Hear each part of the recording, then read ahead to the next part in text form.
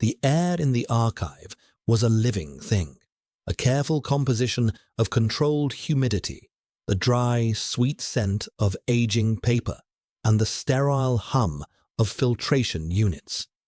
Elian existed within this composition as a neutral element, as colorless and odorless as the nitrogen-rich atmosphere that preserved the delicate manuscripts around him. He moved with a practiced economy of motion, his hands, sheathed in fine cotton gloves, turning the brittle page of a 17th-century botanical atlas. The silence was his sanctuary, a thick velvet curtain against a world of loud scents and louder dynamics he had long ago renounced. Here he was not an omega, he was not a beta, he was simply the archivist, a curator of forgotten things, a ghost among ghosts. His life was a testament to control, a meticulously constructed facade built on a foundation of chemical suppressants that leached the scent from his skin and the heat from his blood. Every morning the small silver patch applied to the base of his spine was a prayer for anonymity. Every evening its removal was a quiet confirmation of another day survived. He was a masterpiece of self-erasure, and he was proud of his work. The only scent in his sterile apartment was that of ozone from the air purifier and the faint, clean smell of the linen he washed with unscented detergent. He ate bland food, wore grey clothes, and kept his gaze perpetually lowered. It was a life lived in monochrome, a trade he had made for peace.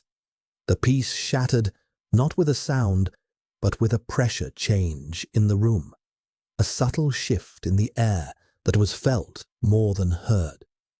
The hum of the filtration units seemed to falter, the dust motes dancing in the single beam of light from the high window suddenly stilled.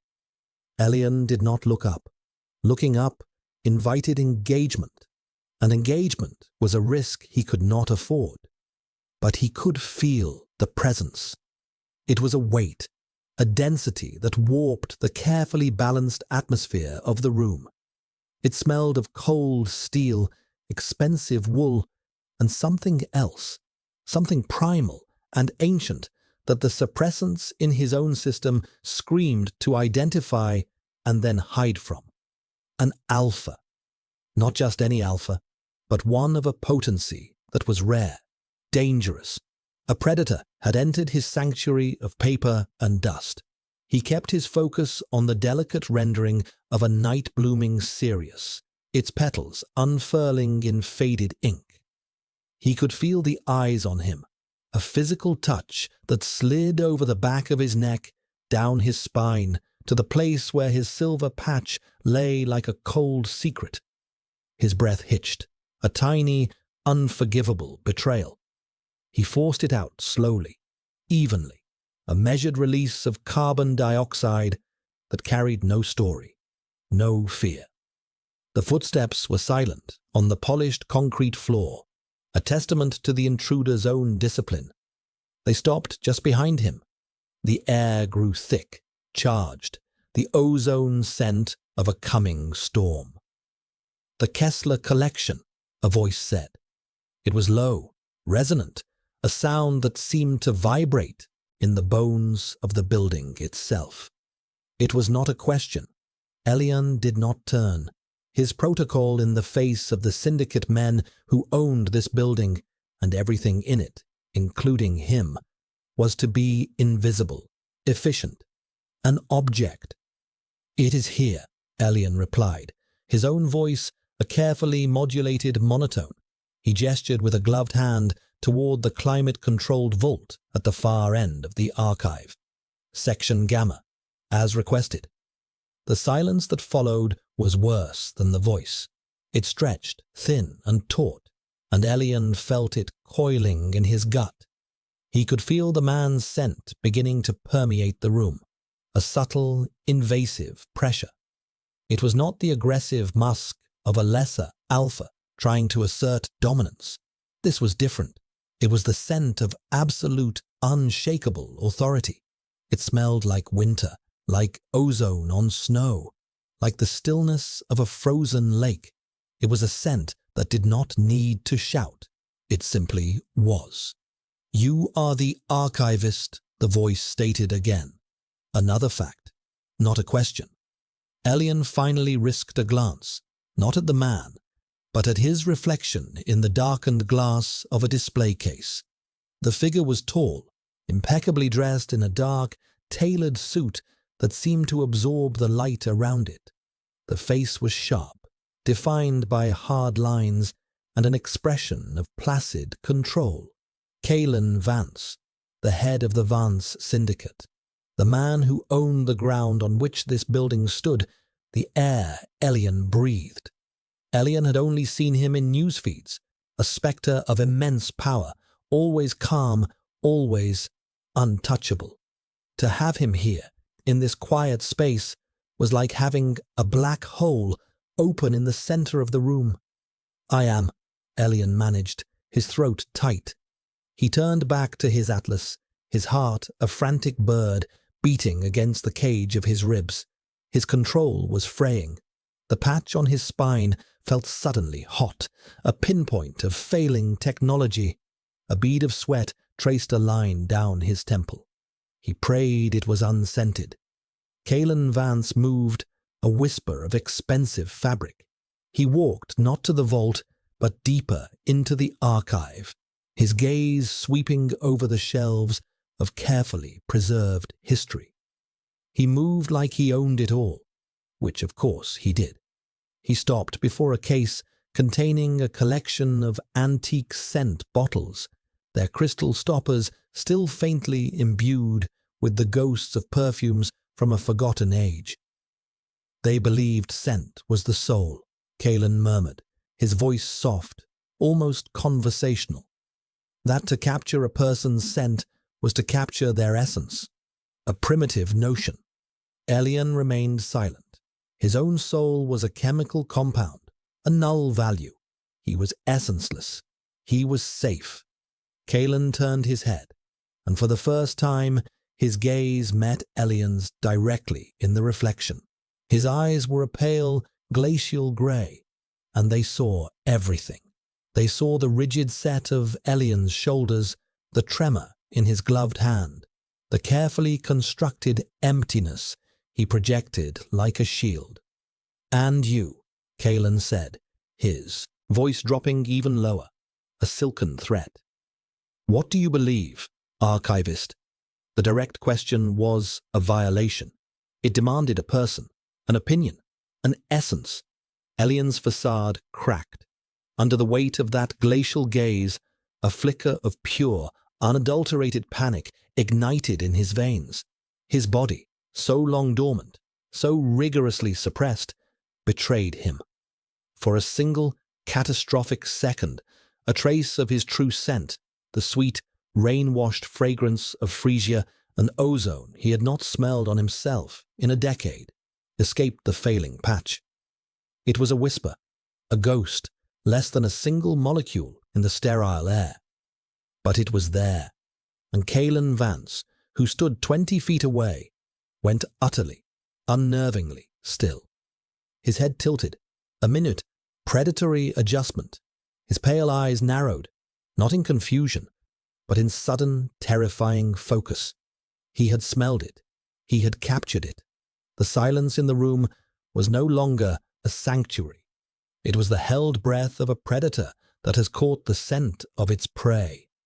Elian's blood ran cold. He was not an archivist. He was not a ghost. He was an exhibit, discovered and priceless, and the collector had just walked into the room. The moment stretched into an eternity, a single crystalline second of pure terror, suspended in the heavy silence. Elian's mind went blank, a white screen of panic. He had failed. A decade of discipline, of privation, of meticulous self-erasure, undone by a single errant breath. Kalen Vance's stillness was more terrifying than any overt threat. It was the stillness of a calculating mind processing a new, unexpected variable. He had not moved, but the entire atmosphere of the archive had pivoted around him, the immense gravity of his focus now fixed entirely on Elian. The scent was gone as quickly as it had appeared, smothered by the suppressor's frantic compensation. But the damage was done. The ghost was out of the bottle. Elian forced himself to move, his limbs feeling stiff and brittle like old parchment. He closed the botanical atlas with a soft thud that sounded like a gunshot in the silence. He had to follow his protocol. Ignore, deflect, deny, be an object. The Kessler collection contains several artifacts of historical significance to your family, Mr. Vance, he said, his voice strained, but level. If you would follow me, I can open the vault. He did not wait for a reply. He turned and walked toward the massive steel door of the climate-controlled vault, his back to the predator. Every nerve ending screamed, a primal instinct warning him not to show weakness, not to expose his vulnerable side. But his training, the rigid discipline of his manufactured life, demanded it. He was a functionary, a tool. Tools do not have fear. He reached the vault's keypad, his gloved fingers hovering over the illuminated numbers. He could feel Kalen's gaze on his back, a physical weight. He could feel the man's silent approach. The air behind him shifted, displaced by a body moving with lethal grace. Kalen stopped directly behind him, so close that Elian could feel the faint warmth radiating through the fine wool of his suit. The subtle, clean scent of winter and steel was now overwhelming, an invasive presence that seeped into Elian's senses, bypassing the chemical barriers he had so carefully erected. His own suppressed system fluttered in response, a terrified, traitorous quiver. There is no need. Kalen's voice was a low murmur beside his ear. Elian flinched, a small, involuntary jerk. My men can handle the collection. Elian kept his eyes fixed on the keypad. As you wish, sir. He made to step away, to retreat to the safety of his desk, to the anonymity of his work. But a hand settled lightly on his shoulder. It was not a violent gesture, but the weight of it was absolute. It pinned him in place, as surely as if he had been chained to the floor. The leather of Kalen's glove was cool against the thin fabric of his shirt. I have a more pressing interest now, Kalen continued, his tone unchanged, still placid, still controlled. But the words themselves were a death sentence to Elian's quiet life. The inventory of this facility. I require a full accounting. You will bring it to my office. Tonight. It was an order, wrapped in the guise of a request.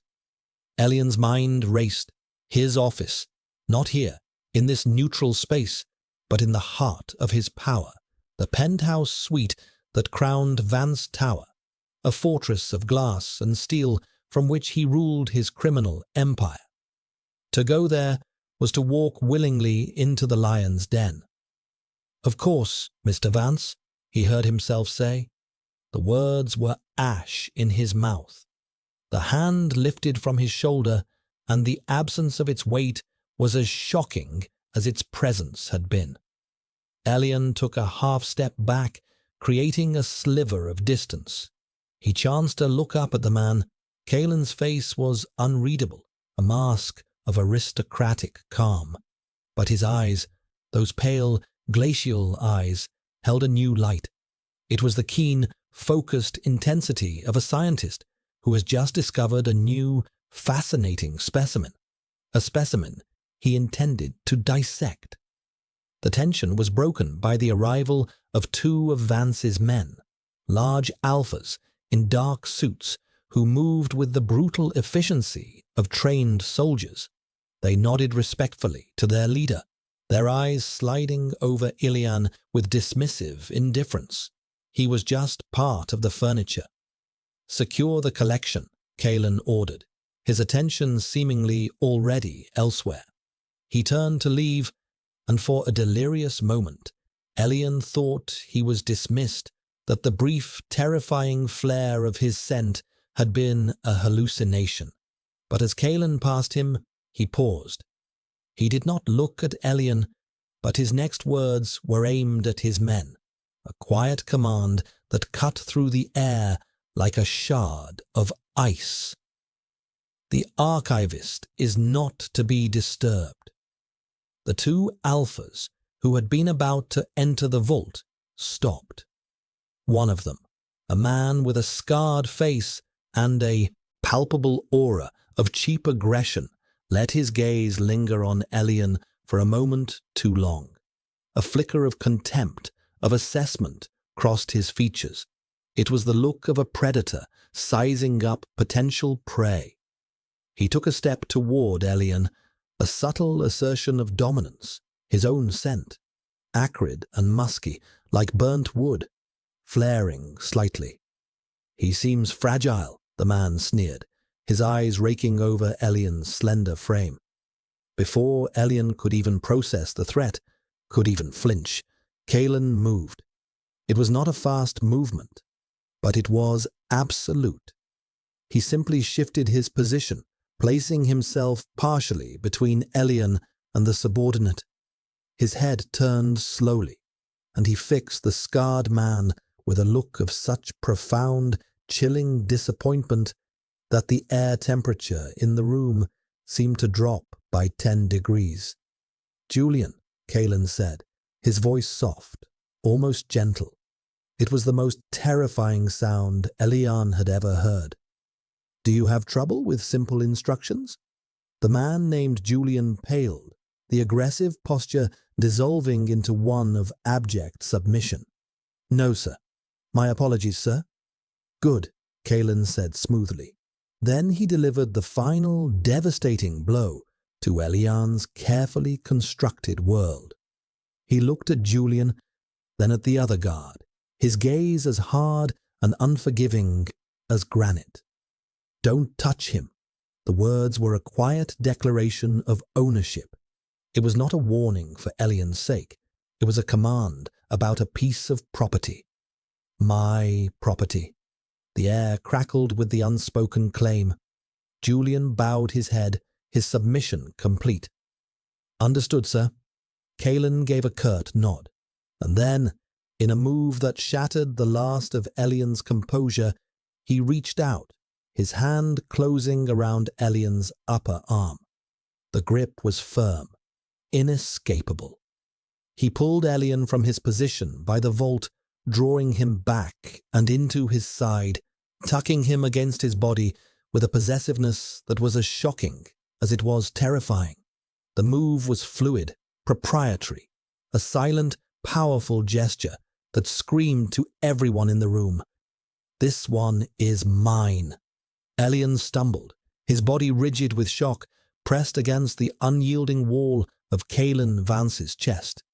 He was enveloped in that scent of winter and steel, a clean, cold fragrance that promised nothing but ruthless control. He was an object being claimed, a piece of art being taken off the market. Kalen held him there for a beat longer than necessary, his glacial eyes still fixed on his men, ensuring his silent decree was understood. Then he released him just as abruptly. Elian staggered back, his mind reeling. He was not an asset. He was not an experiment. In that single, chilling moment, he had become a possession, and his new owner was the most dangerous man in the city. The transition from the hallowed silence of the archive to the sterile, pressurized quiet of Kalen Vance's private elevator was a descent into a new kind of hell. Elian stood ramrod straight, his gaze fixed on the polished, steel doors, trying to regulate his breathing into the same shallow, scentless rhythm he had perfected over years. But the air in the small, enclosed space was thick with Kalen's presence, a constant, low-level pheromonal pressure that made the delicate sensors in his nose ache. It was like being locked in a cage with a sleeping panther. The beast was calm, but its power was an undeniable, suffocating force. He clutched the datapad containing the archive inventory to his chest, the cool metal a flimsy shield against the man standing beside him. Kalen had not spoken a word since they had left the archive.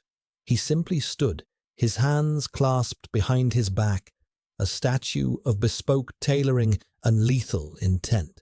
Yet Elian felt scrutinized, analyzed, every minute tremor of his body noted and filed away.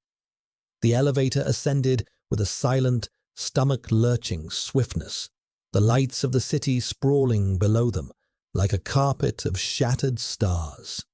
Van's Tower was the tallest structure in the metropolis, a needle of dark glass that pierced the clouds, a monument to the syndicate's absolute dominion. For Elian, it felt like a spire, and he was the sacrifice being carried to the altar at its peak. The doors slid open, revealing not an office, but a sprawling penthouse apartment. The aesthetic was one of severe, minimalist luxury. Floors of polished black marble reflected a panoramic view of the city through floor-to-ceiling windows. The furniture was sparse, sculptural, and impossibly expensive. There was no clutter, no personal touch, save for a single, perfectly raked sand garden in a shallow obsidian tray. It was less a home and more a gallery designed to display one thing: power. "Here," Kalen said, his voice startling Elian out of his terrified trance. He gestured toward a low, leather sofa that faced the glittering cityscape. It was an invitation that felt like a command. Elian walked stiffly to the sofa, but did not sit. He stood, waiting, the datapad still held like a shield. Kalen moved to a wet bar carved from a single block of granite. The clink of a heavy crystal glass and the glug of amber liquid were the only sounds. He did not offer Elian a drink. He was a piece of inventory, and inventory did not require refreshment. Kalen turned, swirling the liquor in his glass. "The patch you wear," he began, his tone conversational as if discussing the weather. "It is a military-grade suppressor. A Series 7, unless I'm mistaken. Extremely effective. Also, highly illegal for civilian use." Elian's blood froze. He had acquired the patches through a black market medical contact years ago, paying an exorbitant price for the promise of total erasure. He had believed them to be untraceable. "I don't know what you're talking about," he said, the lie thin and brittle in the cavernous room. Kalen took a slow sip of his drink, his pale eyes never leaving Elian's face. "Do not lie to me, archivist. It is a waste of my time and your energy. I know it's a Series 7 because my own researchers developed the base compound. It was designed to mask operatives in hostile territory, to make an Omega scent neutral, even to a Prime Alpha's senses." He paused, letting the words hang in the air. "It is designed to be flawless. And yet, for a moment today, it failed." The quiet accusation was devastating. Elian felt a tremor run through him, a deep, cellular fear. This man saw everything. He didn't just see the slip. He understood the mechanics behind it, the precise nature of Elian's cage. "I require a stable environment for my work," Elian said, his voice tight. "The suppressants ensure that." "They ensure your denial," Kalen corrected him, his voice without judgment, a simple statement of fact. He placed his glass down on the bar with a soft click. "Your denial is now a liability to me." He walked toward Elian, his movements unhurried, deliberate. He stopped just in front of him, close enough that Elian had to tilt his head back to meet his gaze. The height difference was another assertion of dominance, another reminder of the fundamental imbalance of their dynamics. "That scent," Kalen murmured, his voice dropping to a near whisper. "Freesia and ozone, a paradox, the flower that blooms after the storm." His eyes were hypnotic, drawing Elian in. "An omega of your purity is a genetic anomaly in this day and age. Most lines have been diluted, crossbred for docility. But you are something old, something potent." His hand came up, and Elian flinched back, but the touch was surprisingly gentle. Kalen's gloved fingers brushed against the collar of Elian's shirt, then moved to the back of his neck. Elian went rigid, his breath catching in his throat. He could feel the cool leather trace the edge of the patch through the thin fabric. "This," Kalen said softly, his thumb pressing against the small silver square, "is a cage, and while you are under my protection, you will no longer require it." The words hit Elian like a physical blow. "No," he whispered, the sound raw with a panic he could no longer conceal. "You don't understand. I need it." "What I understand," Kalen replied, his voice hardening, losing its silken edge and taking on the chill of steel, "is that a malfunctioning piece of equipment in my asset column is a risk. Your little chemical secret nearly got you killed today. Julian is a brute, but he is loyal. An alpha from the Moretti clan would have simply snapped your neck and taken you. Your scent, even a ghost of it, is a declaration of war in my world." His fingers curled at the nape of Elian's neck, not painfully, but with an inescapable firmness. He leaned in closer, his clean, cold scent washing over Elian in a dizzying wave. "You are a weakness I must control, and I cannot control what I cannot perceive. You will remove it. Now." It was the ultimate violation. The patch was not just a suppressor. It was his identity. It was the wall he had built between himself and the world, between his mind and the treacherous biology that sought to betray it. To remove it would be to stand naked in front of this man, to unleash the part of himself he had spent his entire adult life trying to kill. Tears of sheer terror and rage welled in Elian's eyes. "I won't," he choked out, the words a pathetic act of defiance. For the first time, a flicker of something other than calm control crossed Kalen's face. It was not anger. It was a sliver of dark, predatory satisfaction, the thrill of a challenge. "You are mistaken," he said, his voice dropping to a low, dangerous purr. "You will." His grip tightened, and he pulled Elian forward, forcing him to his knees on the cold marble floor. The datapad clattered from his numb fingers. Kalen stood over him, a towering silhouette against the city lights. "You are mine now, archivist. Your body, your scent, your fear. It all belongs to me, and you will learn to obey." The humiliation was absolute, a crushing weight that extinguished the last spark of Elian's resistance.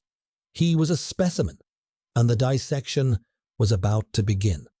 The cold of the marble floor seeped through the thin fabric of his trousers, a chilling reality that anchored him in this nightmare. Elian knelt before Kalen Vance, his head bowed, the city lights a glittering, indifferent audience to his complete and utter subjugation. The command to remove the patch echoed in the silent room, not as a shout, but as an immutable law of this new universe he now inhabited.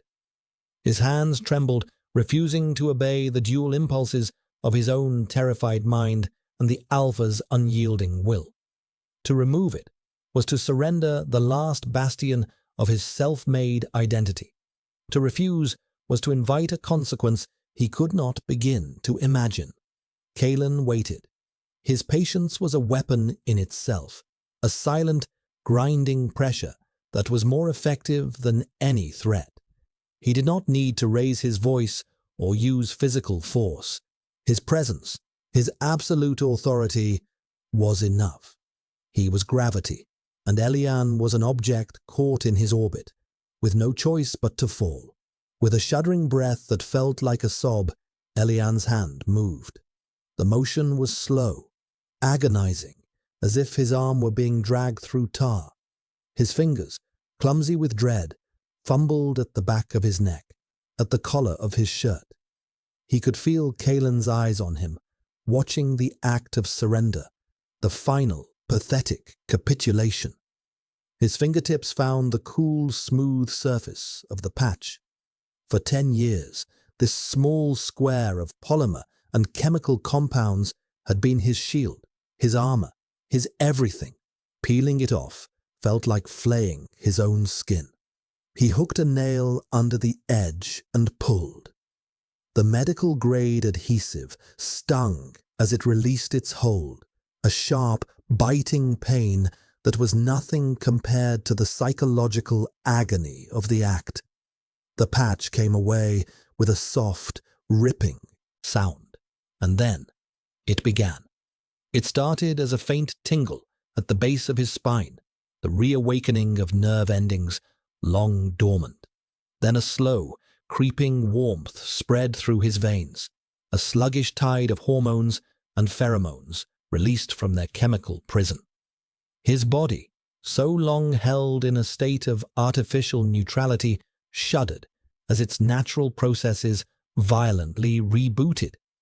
The sterile air of the penthouse suddenly became a riot of information.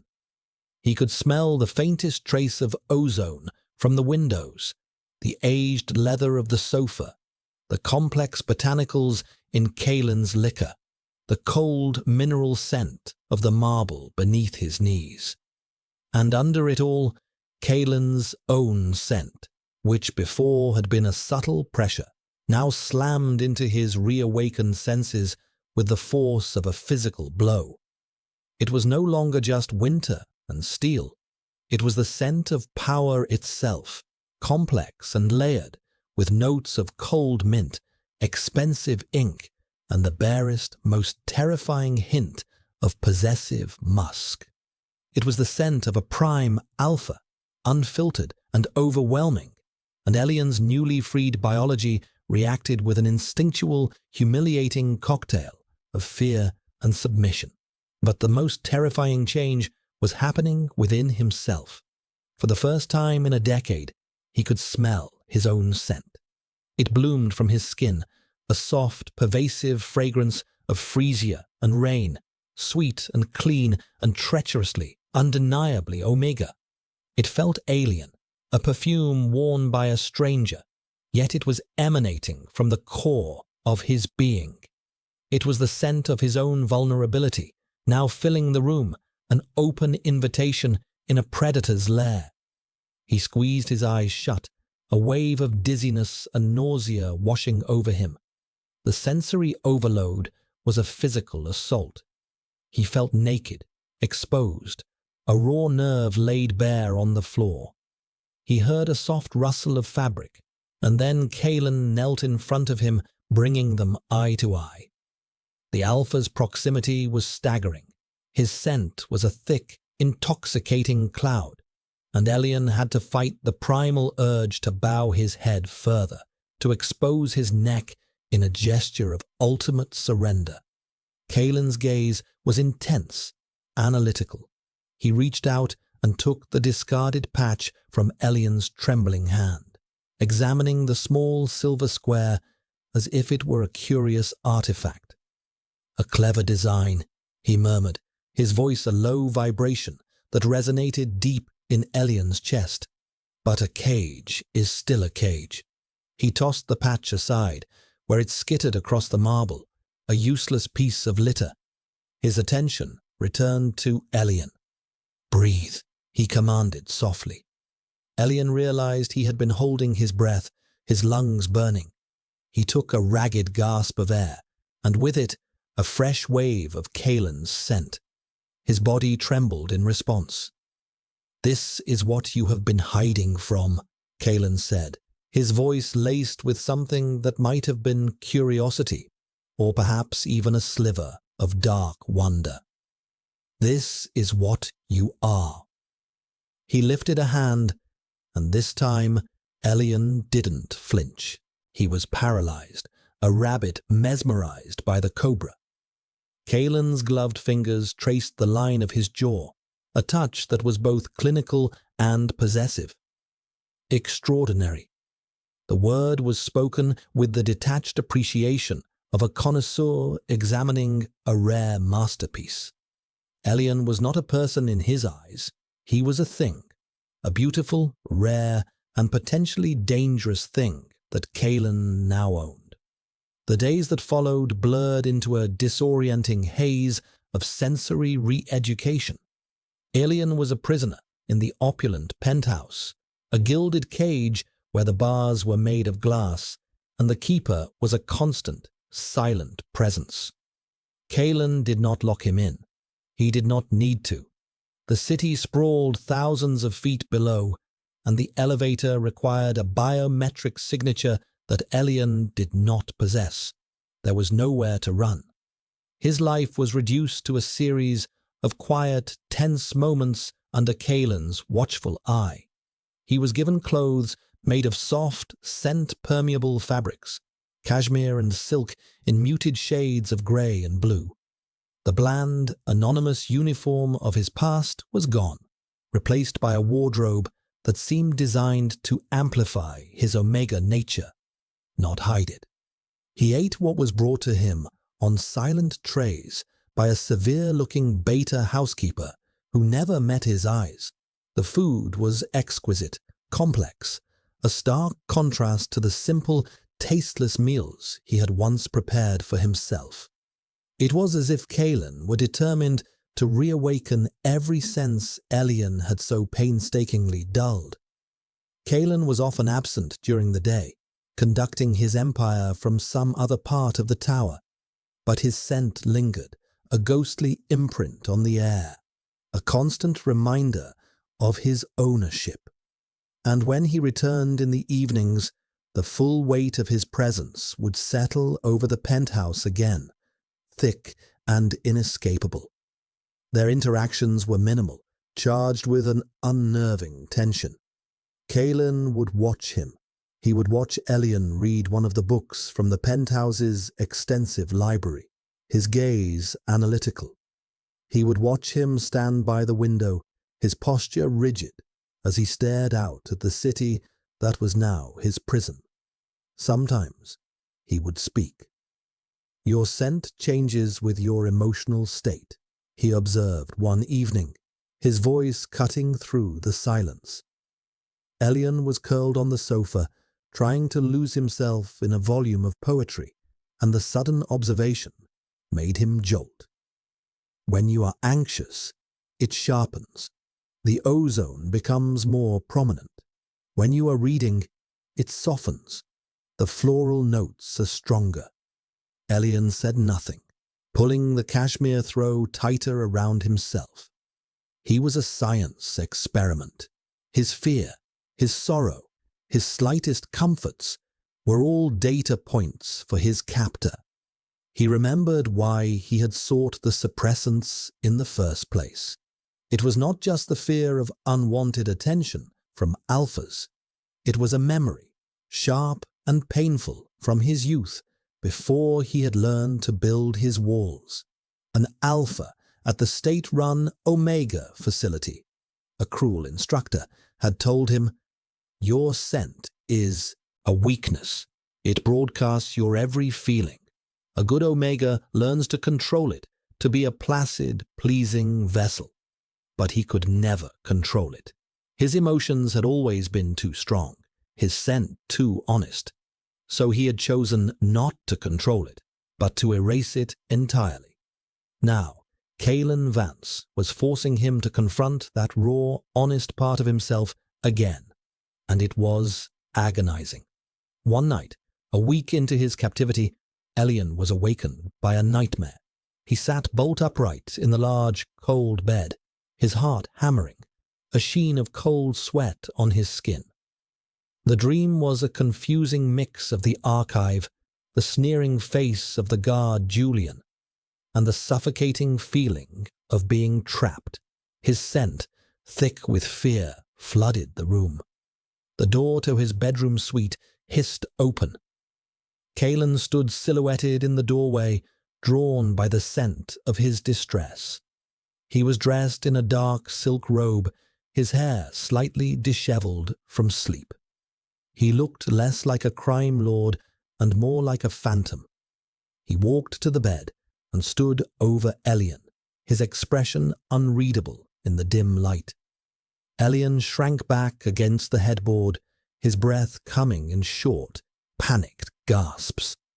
Kalen simply watched him for a long moment, his own scent a calming, steady presence against the chaotic spike of Elian's fear. Then he reached out, not to touch Elian, but to pick up the glass of water from the bedside table. He held it out. "Drink," he said. The command was soft. Elian stared at the glass, then at Kalen's face. He saw no malice there, only a profound, unnerving calm. Hesitantly, he took the glass, his fingers brushing against Kalen's. The contact was electric, a jolt of warmth that shot up his arm. He drank the water, the cool liquid soothing his dry throat. When he was done, Kalen took the glass back and placed it on the table. He did not leave. He simply stood there, a silent sentinel, until Elian's breathing evened out and the frantic hammering of his heart subsided. The fear in his scent receded, replaced by a weary confusion. Kalen seemed to register the change. He gave a slight nod, as if satisfied with the result of his experiment, and then turned and left as silently as he had arrived.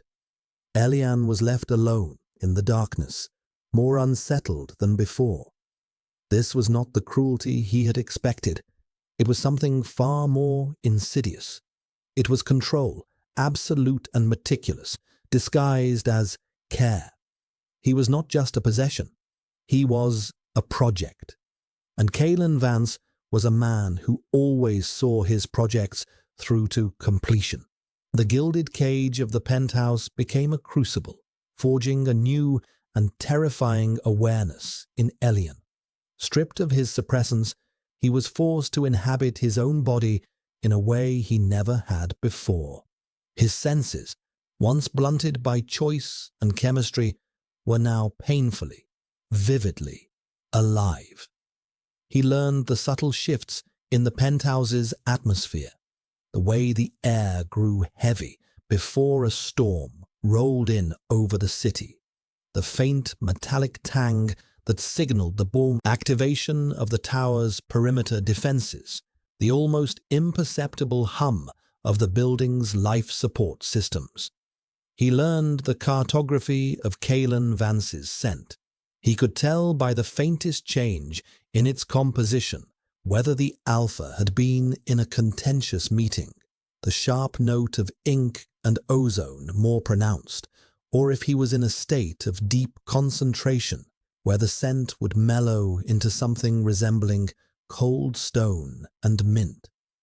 It was an intimacy Elian did not want, a form of communication that bypassed words and went straight to the primal core of his being.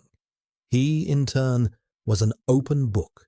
His own scent was a constant, traitorous broadcast of his inner state, a spike of bitter ozone when a sudden noise startled him, a soft sweetening of the freesia notes when he found a passage in a book that moved him, a flat, dusty smell of despair on the days when the reality of his confinement became too much to bear. Kalen never commented on it again after that first night, but Elian knew he was cataloguing every fluctuation. He was being studied, his reactions measured, his nature deconstructed. This clinical observation was a unique form of torture, a constant, silent judgment of the very biology he had tried so hard to deny. He began to search for ways to regain some small measure of control. He could not erase his scent, but perhaps he could master it. He remembered the cruel words of the instructor from his youth. A good Omega learns to control it. He had always thought of control as suppression, as erasure. Now, he wondered if it could mean something else. He started with breathing exercises, the same meditative techniques he had once used to calm his mind in the archive. He would sit by the vast windows, close his eyes, and focus on his breath, drawing it in, holding it, releasing it in a slow, measured rhythm. He tried to focus on an emotion, calm, neutrality, and project it into his scent. At first, the results were chaotic. A thought of his former freedom would send a wave of bitter longing through the air. A memory of Kalen's hand on his neck would release a spike of fear. But slowly, painstakingly, he began to feel a shift.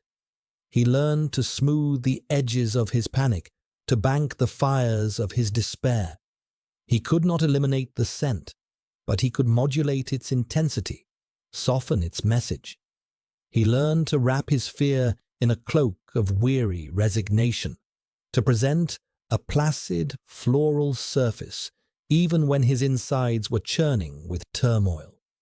It was a new kind of mask, more subtle and far more difficult to maintain than his old one. But it was his. It was a tiny act of rebellion in a world where he had no other power. Kalen noticed. Of course, he noticed. One evening, Elian was tending to the small, minimalist sand garden, a task he had taken up to occupy his hands and mind. He was using a miniature rake to create patterns in the fine white sand, his focus absolute. He had achieved a state of manufactured calm, his scent a soft, steady whisper of quiet melancholy. Kalen entered the room, his presence, as always, a palpable weight. He stopped and watched Elian for a long time. "You are learning," he said, his voice holding that familiar, analytical tone. Elian did not look up from the sand. "I am adapting," he replied, his voice quiet. "There is a difference," Kalen countered. He walked closer, stopping beside the obsidian tray. "Adaptation is a reaction to survive. Learning is a process to overcome. Which are you doing, archivist?" Elian finally lifted his head, his eyes meeting Kalen's. "Does it matter to you?" he asked, a flicker of his old defiance surfacing. "As long as the specimen remains stable."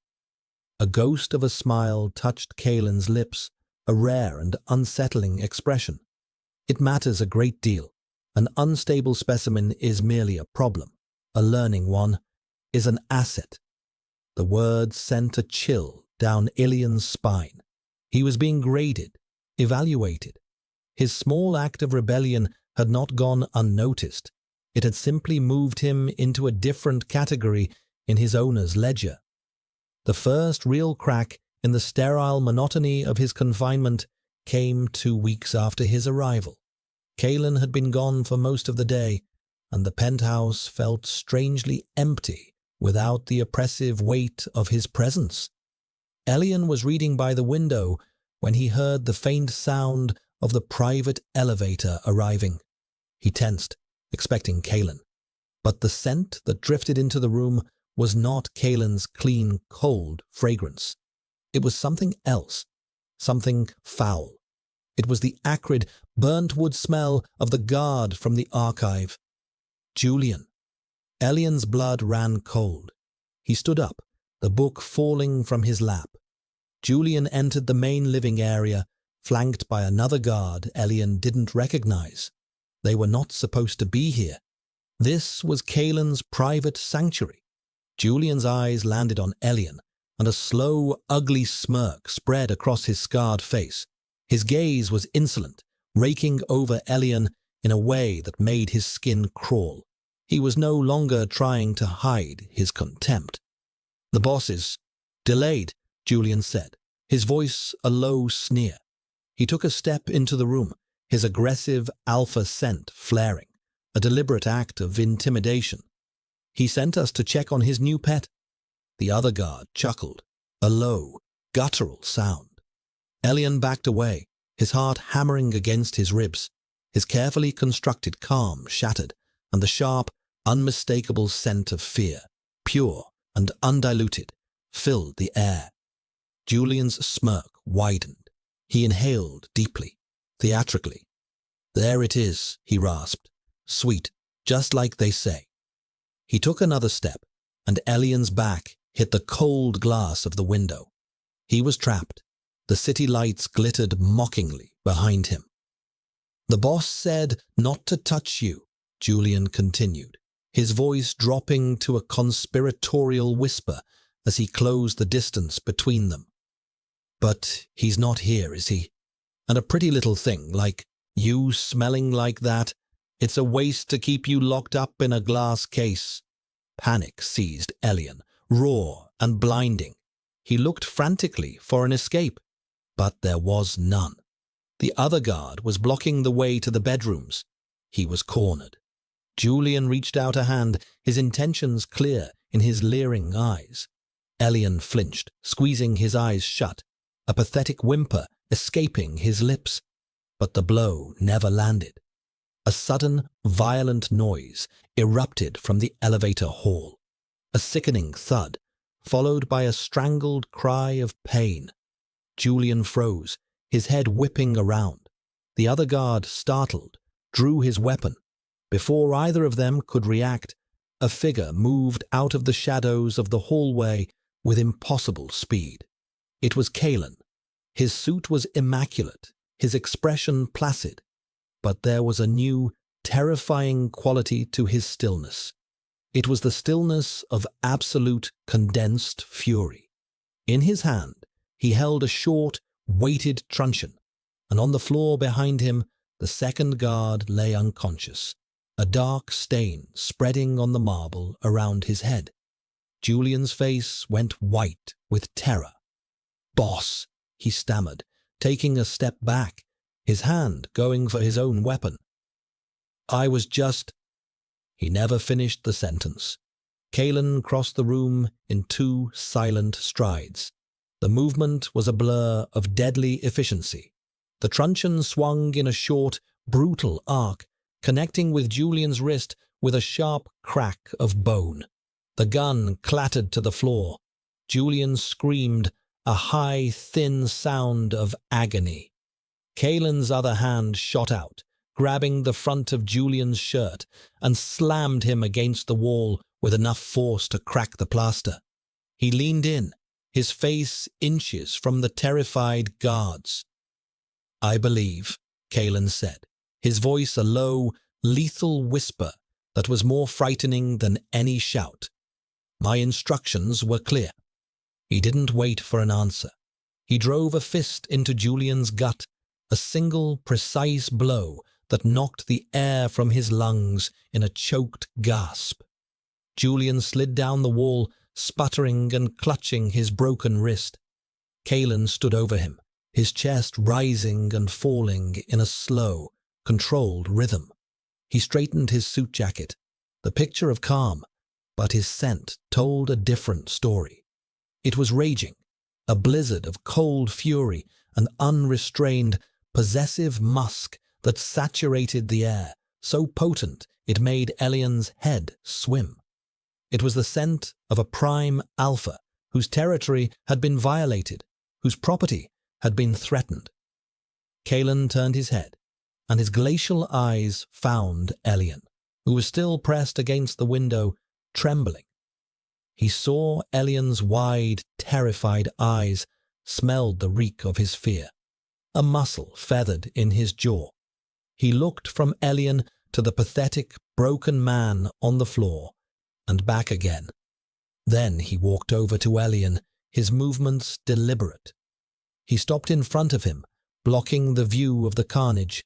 He reached out, and Elian flinched violently, expecting a blow. But Kalen's hand was surprisingly gentle as it cupped the side of his face. His thumb stroked softly over Elian's cheekbone. "Are you harmed?" he asked, his voice low and steady, a stark contrast to the violence he had just committed. Elian couldn't speak. He could only shake his head, his eyes wide with shock and a new, terrifying emotion he couldn't name. Kalen's gaze was intense, searching. His own scent began to shift, the raging blizzard of fury slowly receding, replaced by a heavy, protective wave of pheromones that was meant to soothe. It was overwhelming, a chemical blanket designed to calm a frightened mate. It was the most possessive gesture he had made yet. "Good," Kalen murmured. He dropped his hand and turned to face the whimpering guard on the floor. His expression was once again a mask of cold control. He tapped a command into his watch. "Security to the penthouse. We have a sanitation issue." The message was clear. Julian was no longer a person. He was trash to be disposed of.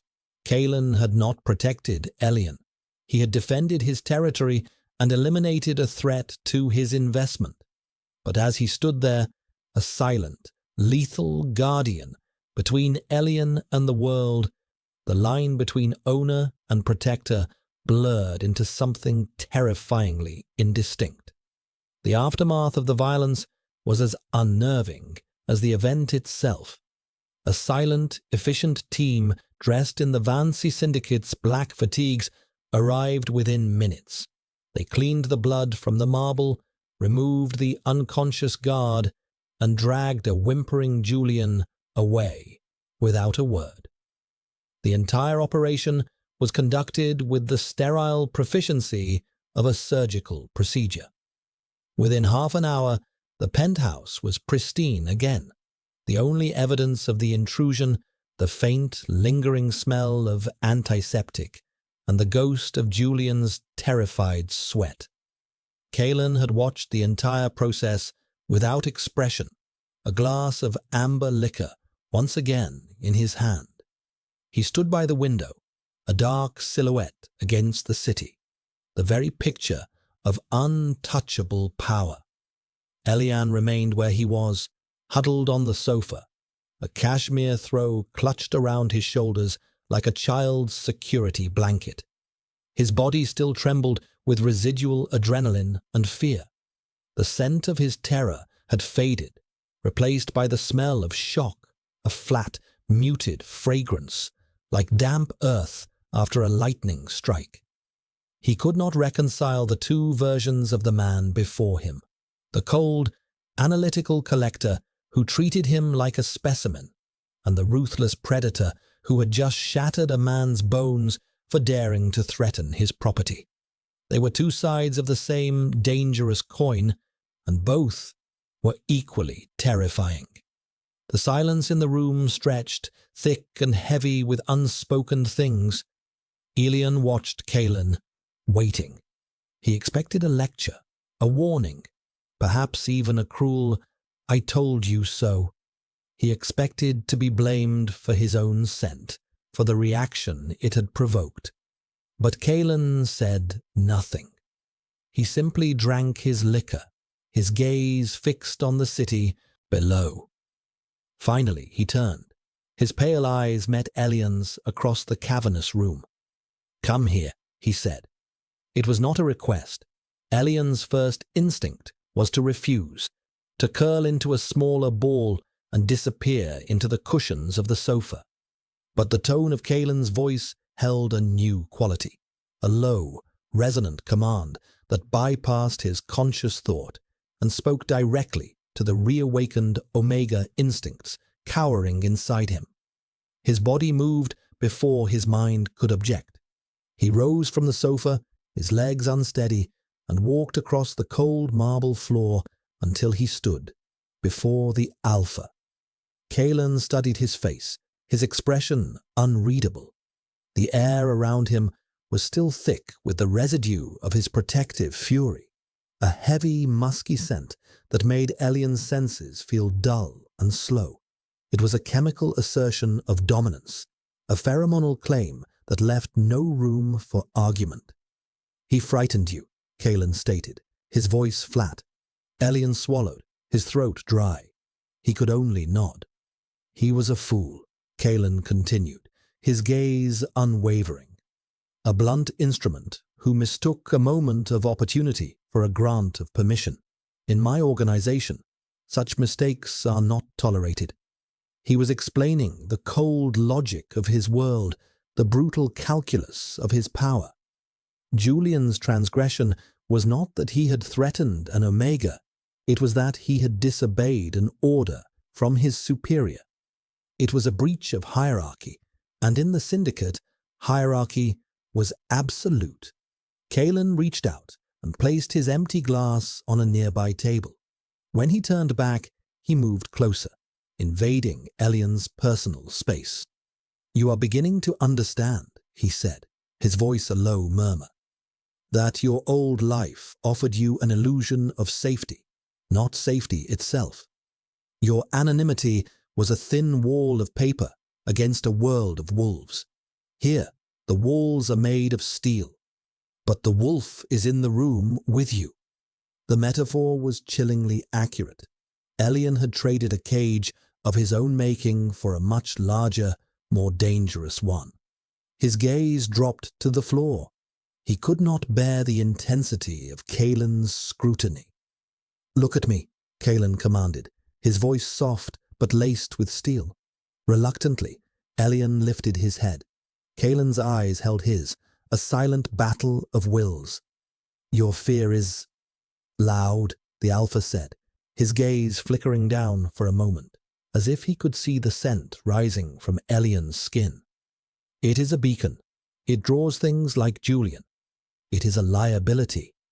Elian flinched as if struck. He was being blamed after all. The familiar shame washed over him, the shame of his own biology, of his inability to control the powerful, traitorous signals his body sent out. "I can't help it," he whispered, the words tasting of defeat. "You will learn," Kalen replied. "I will teach you."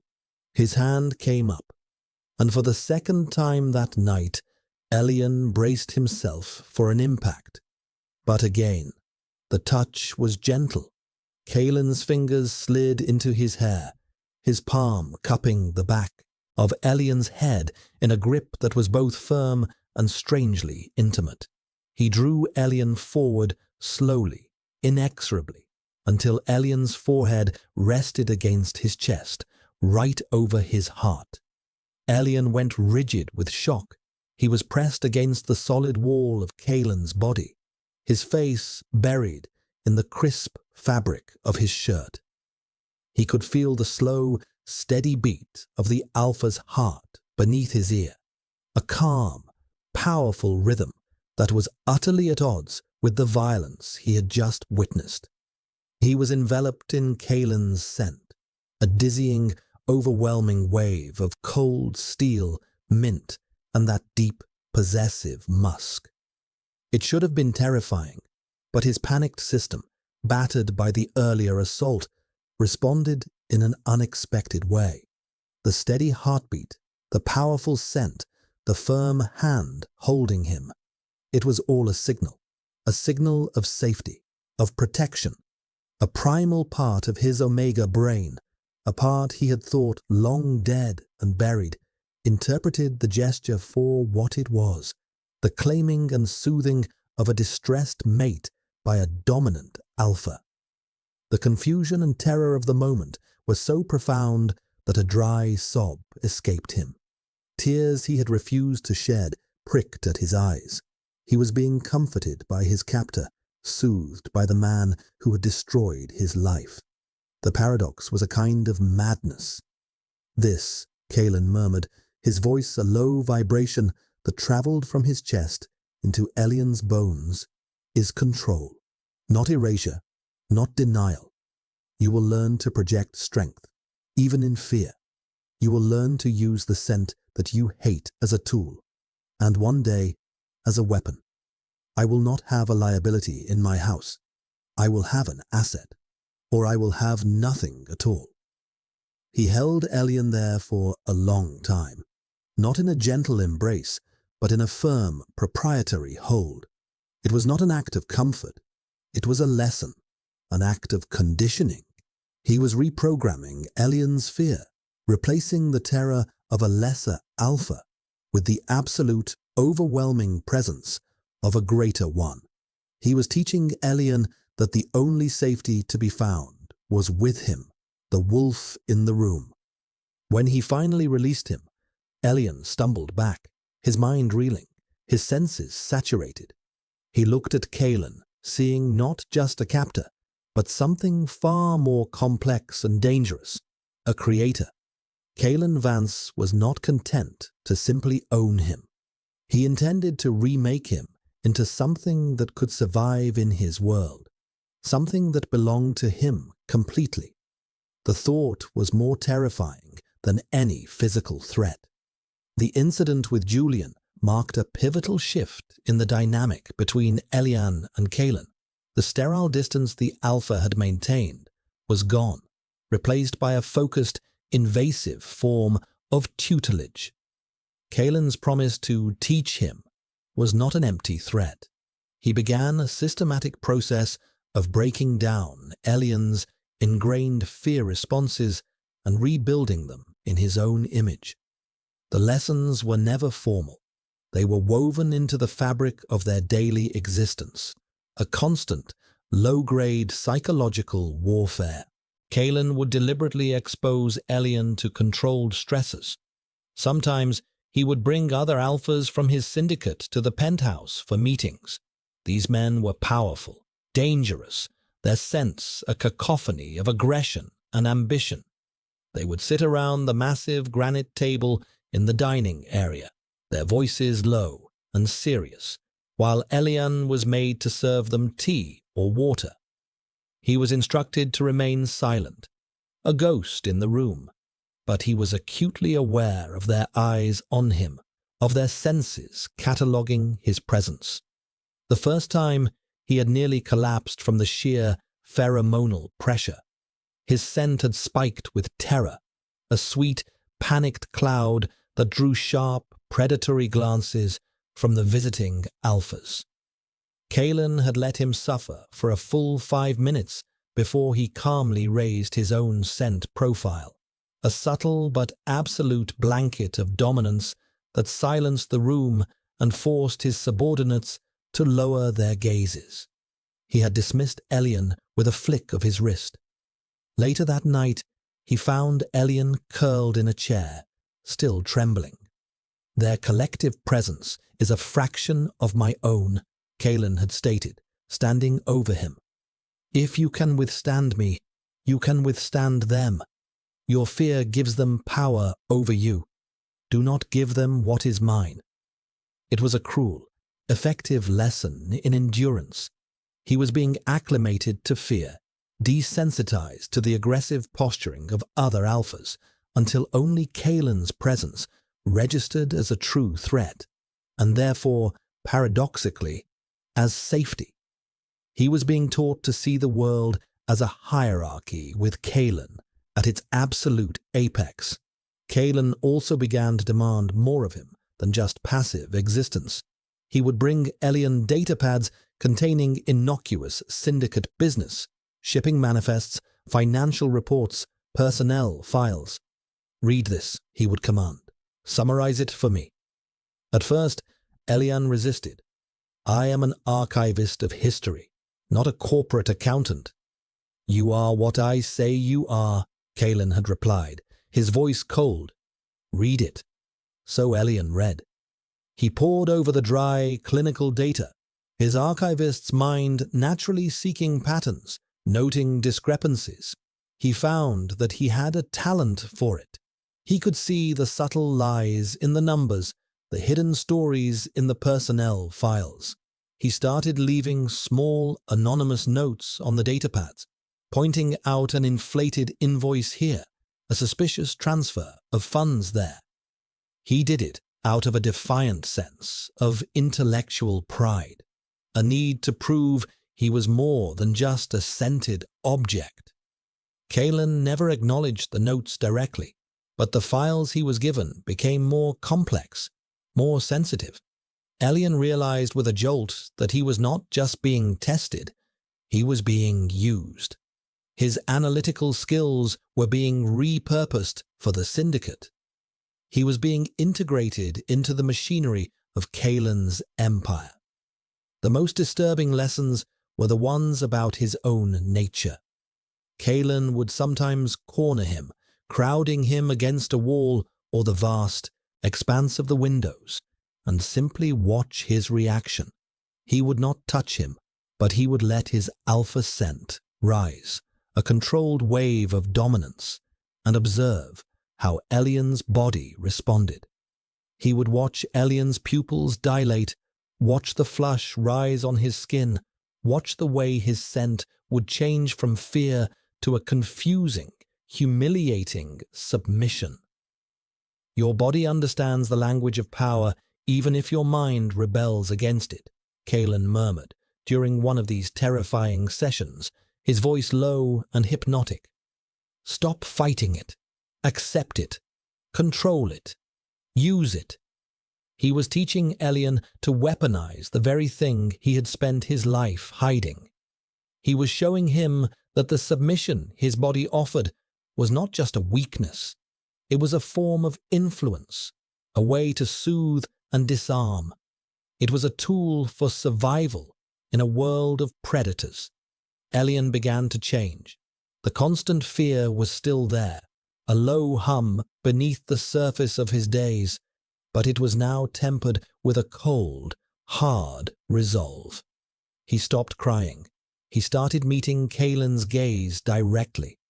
He learned to control the minute trembling in his hands. During the meetings with the other alphas, he learned to bank his fear, to project an aura of calm neutrality that was so absolute it became unnerving. The other alphas, accustomed to omegas who were either terrified or seductive, did not know how to react to him. His placid, scentless calm became a shield more effective than any wall. He was becoming what Kalen wanted him to be, a perfect, controlled asset. But in the quiet hours of the night, when he was alone in his silent, luxurious bedroom, the old Elian would surface. He would lie in the dark and remember the simple, quiet life he had lost. He would remember the satisfying dust of old books on his fingertips, the peaceful solitude of the archive. He grieved for that man, the ghost who had been content in his monochrome world. Kalen Vance had dragged him into a world of vibrant, terrifying color, and while he was learning to survive in it, he feared he was losing his soul in the process. One evening, Kalen brought a file to him that was different from the others. It was not a financial report or a shipping manifest. It was a dossier on a man named Lorenzo Moretti, the head of the rival Moretti clan. "What do you see?" Kalen asked, sitting in the chair opposite Elian. Elian scanned the file. It contained the usual information: known associates, financial holdings, recorded movements. But his eyes, now trained to see what was not there, noticed something else. He cross-referenced the dates of Moretti's travels with a list of recent acquisitions by a shell corporation he had analyzed weeks before.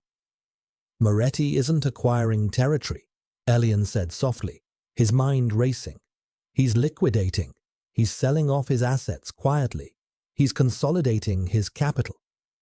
Kalen's expression did not change, but Elian felt a flicker of something in his scent, a sharp, cold approval. And why would he be doing that? "He's preparing for a war," Elian whispered, the words hanging in the air. "He's gathering his resources to make a single, decisive strike." "Against whom?" Kalen pressed, his voice like silk.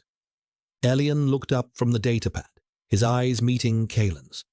"Against you." A slow, dangerous smile touched Kalen's lips.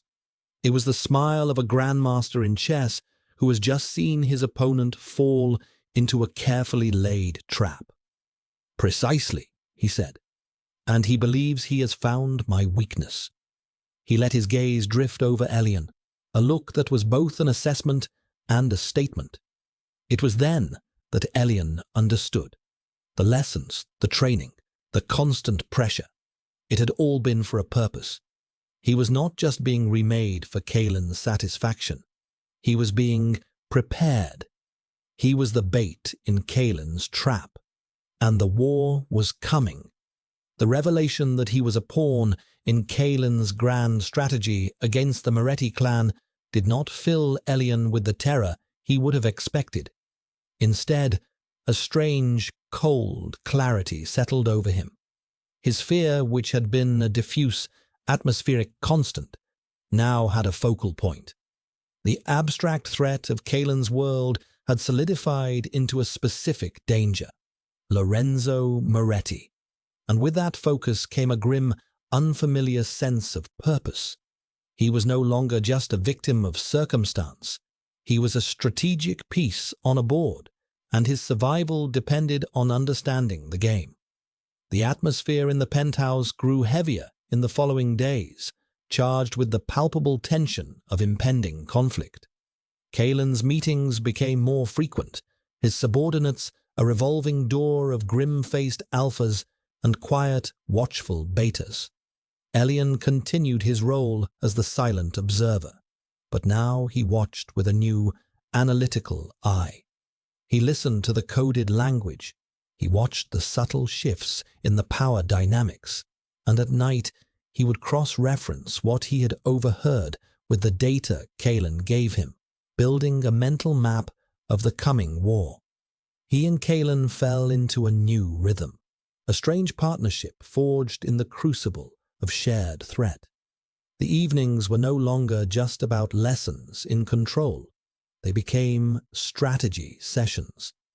Kalen would project a holographic map of the city onto the large living room wall, marking Syndicate and Moretti territories, supply lines, and points of vulnerability.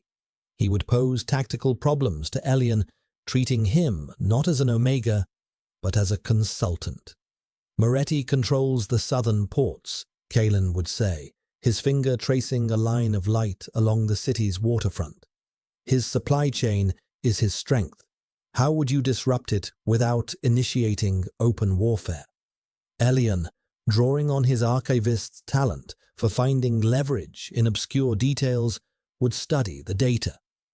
"Not through the ports," he would murmur, pointing to a different part of the map. "Through the unions. The Port Authority's pension fund is managed by a subsidiary of a bank that you have influence over. Squeeze the fund. The union will strike. Moretti's supplies will be stranded on the water, and he won't be able to blame you directly." A flicker of approval in Kalen's eyes, a subtle shift in his scent. It was a more potent reward than any word of praise. During these sessions, the lines between captor and captive, alpha and omega, blurred into something else entirely. They were two minds locked on a single problem, the immense power imbalance between them temporarily forgotten in the face of a common enemy. It was in these moments that Elian saw glimpses of the man behind the syndicate boss. He saw the keen, brilliant intellect, the meticulous attention to detail, the profound understanding of human weakness and motivation. He saw a man who had built an empire on a foundation of absolute control, not just over others, but over himself. Kalen never lost his temper, never raised his voice. His anger was a cold, precise instrument, his power a scalpel, not a sledgehammer. And in Elian, Kalen seemed to find something he had not expected. He had taken him as a rare prize, a unique specimen. He had intended to break him and remake him into a beautiful, compliant asset. But Elian had not just been remade, he had been sharpened. His mind, honed by years of solitude and study, was a weapon Kaelin was now beginning to appreciate. One night, as they stood before the glowing map of the city, Kaelin turned to him, his expression more open than Elian had ever seen it. "You see the patterns others miss," he said, his voice quiet. "You see the structure beneath the chaos. It is a rare talent." "I spent my life studying the past," Elian replied, his gaze fixed on the map. "The motivations of men do not change. Greed, fear, ambition. They just find new ways to express themselves." "And what is my motivation, archivist?" Kaelin asked, his voice a low challenge. Elian hesitated. It was a dangerous question. He looked at the vast, sprawling empire laid out in light before him, then at the man who commanded it all. "Control," Elian said softly. "Not for the sake of power, but for the sake of order. You believe the world is chaos, and you are the only one capable of imposing a logical, predictable system upon it.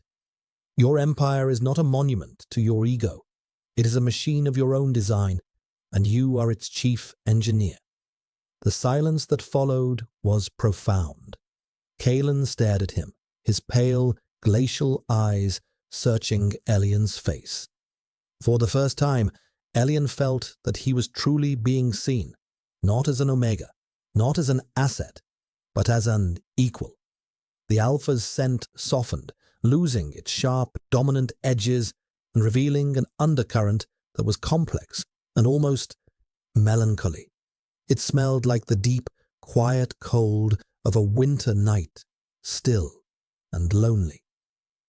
"You are not wrong," Kaelin said at last, his voice barely a whisper. The moment of connection was shattered by a chime from Kaelin's watch. He looked down, his face instantly reverting to the impassive mask of the syndicate boss. "It's time," he said, his voice once again cold and decisive.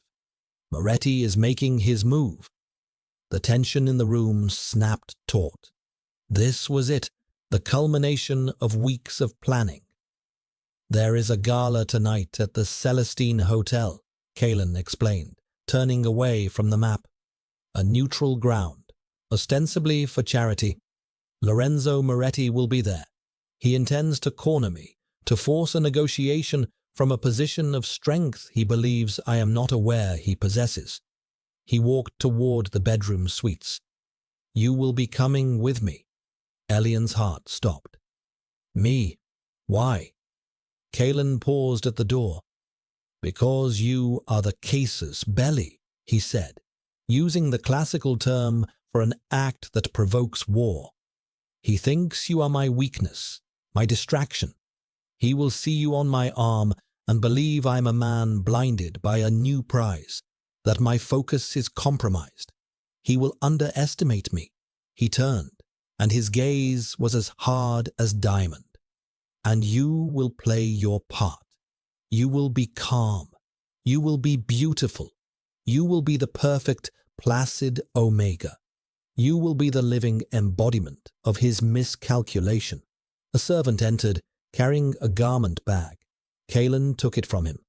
"Wear this," he said, holding it out to Elian. "The car leaves in an hour." Elian took the bag, his hands numb.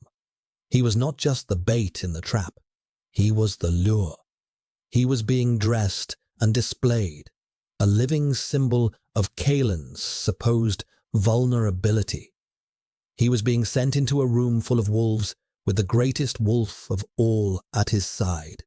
He looked at Kaelin, at the cold, calculating certainty in his eyes. He had been taught to control his fear, to project an aura of calm.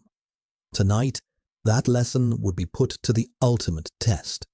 He was Kaelin Vance's weapon, and he was about to be deployed. The suit Kaelin had chosen for him was a masterpiece of understated elegance. It was tailored from a deep charcoal grey silk that seemed to drink the light, shifting in color from near black to molten silver with his every movement. The fabric was soft against his skin, a sensual whisper that was a world away from the anonymous cotton and wool of his past. There was no tie, the shirt open at the collar, a deliberate choice that was both modern and subtly provocative, hinting at the vulnerable line of his throat. When he looked at his reflection in the mirror, he barely recognized the man staring back. The harsh lighting of the dressing room carved new hollows and planes into his face, making his eyes seem larger, darker. His scent, which he had so painstakingly learned to modulate into a state of quiet neutrality, was now a soft, ambient fragrance of clean rain and night-blooming flowers, a subtle, alluring presence that was impossible to ignore. He was beautiful. The realization was not a comfort. It was a terror. This beauty was not his own. It was a costume, a role he was being forced to play. He was an object polished for display, a piece of art intended to draw the eye and distract from the artist's true intentions. He was Kalen Vance's perfect, placid Omega. When he emerged from the bedroom, Kalen was waiting for him. He too had changed into a formal suit, a classic black tuxedo that made him look less like a crime lord and more like a dark prince from a forgotten fairy tale. He held two items in his hand, a pair of thin black leather gloves and a single, perfect, white freesia. He walked toward Elian, his gaze sweeping over him in a slow, appraising look. A flicker of something, not approval, not desire, but a cold, proprietary satisfaction crossed his features. "Perfect," he murmured. He held out the flower. A final touch. Elian looked at the freesia, the very flower that defined his scent. The symbolism was as cruel as it was brilliant. Kalen was branding him, marking him with his own essence. With trembling fingers, Elian took the flower and slid its stem into the buttonhole of his lapel. The pristine white petals were a stark contrast against the dark silk. Kalen then handed him the gloves. "For you," he said. Elian looked at him, confused. "To hide your hands." "No," Kalen replied, his voice low. "To remind you that you have them." It was a strange, cryptic statement, but as Elian pulled on the smooth, cool leather, he understood. The gloves were a barrier, a thin layer of separation between himself and the world. They were a reminder of the control he had fought so hard to regain, a tangible piece of his old, armored self, in this new, vulnerable role. The ride to the Celestine Hotel was silent. The armored car slid through the glittering streets of the city, a dark, anonymous phantom. Elian sat beside Kalen, his hands clasped in his lap, his posture rigid. He focused on his breathing, on keeping his scent a steady, calm whisper. He was a placid lake, reflecting the sky, revealing nothing of the churning depths below.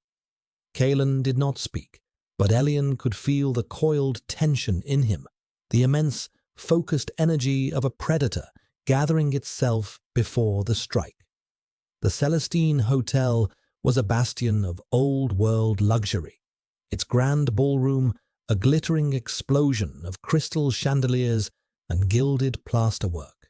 The air was thick with the scent of expensive perfume, rich food, and the cloying, competitive pheromones of the city's elite. Alphas in tailored suits and omegas in glittering gowns mingled, their laughter brittle, their smiles sharp. It was a battlefield disguised as a party. Their arrival caused a ripple in the crowd. All eyes turned to them. Kalen Vance's presence alone was enough to command attention, but with the unknown, beautiful Omega on his arm, it created a sensation. Whispers followed them, like the rustle of dry leaves. Kaelin placed a hand on the small of Elian's back, a possessive, guiding touch. The warmth of his palm seeped through the silk of Elian's suit, a steady, anchoring point in the overwhelming sea of stimuli. "Breathe," Kaelin murmured, his voice too low for anyone else to hear. "Remember your training."